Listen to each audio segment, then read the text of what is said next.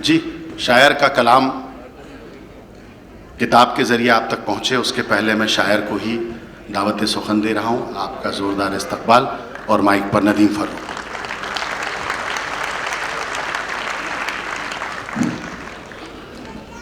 خواتین و حضرات،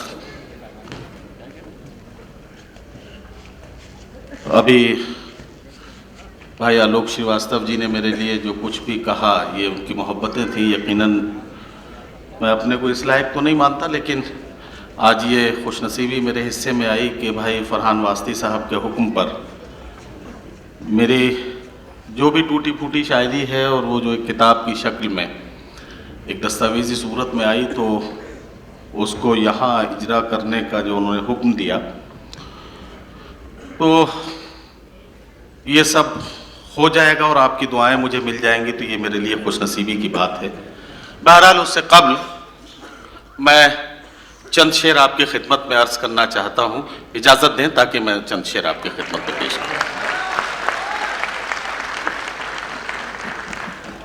4 مصرے پیش کرتا ہوں. سب سے پہلے کہ صبح مغرور کو وہ شام بھی کر دیتا ہے، کیا کہنا؟ شہرتیں چھین کے گمنام بھی کر دیتا ہے. وقت سے آنکھ ملانے کی حماقت نہ کرو، وقت انسان کو نیلام بھی کر دیتا ہے. کیا کہنا؟ وقت سے آنکھ ملانے کی حماقت نہ کرو، وقت انسان کو نیلام بھی کر دیتا ہے. وقت انسان کو نیلام بھی کر دیتا ہے. ایک غزل کا مطلع پڑھتا ہوں، چند شعر اور پڑھنا چاہتا ہوں. غزل کا مطلع پیش کرتا ہوں کہ کچھ اس طرح سے زمانے پہ چھانا چاہتا ہے، کچھ اس طرح سے زمانے پہ چھانا چاہتا ہے، وہ آفتاب پہ پہرے بٹھانا چاہتا ہے. تعلقات کے دھاگے تو کب کے ٹوٹ چکے، مگر یہ دل ہے کہ پھر آنا جانا چاہتا ہے. تعلقات کے دھاگے تو کب کے ٹوٹ چکے، تعلقات کے دھاگے تو کب کے ٹوٹ چکے، مگر یہ دل ہے کہ پھر آنا جانا چاہتا ہے. چٹک رہا ہے جو رہ رہ کے میرے سینے میں، یہ مجھ میں کون ہے جو ٹوٹ جانا چاہتا ہے.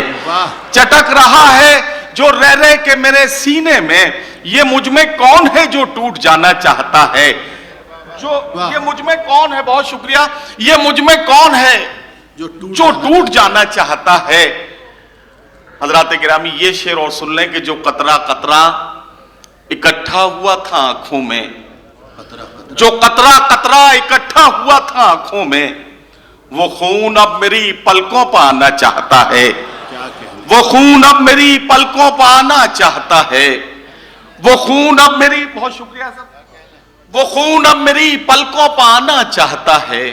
امیر شہر تیری بندشیں معاذ اللہ، فقیر اب تیری بستی سے جانا چاہتا ہے.